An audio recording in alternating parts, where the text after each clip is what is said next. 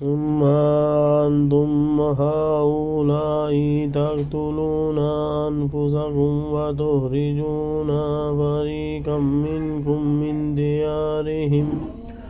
تظاهرون عليهم بالإثم والعدوان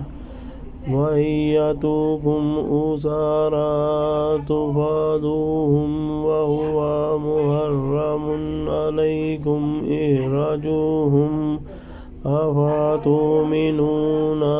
ببعض الكتاب وتكفرون ببعض فما جزاء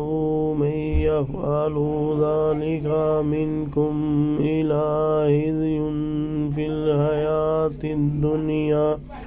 ويوم القيامة يردون إلى أشد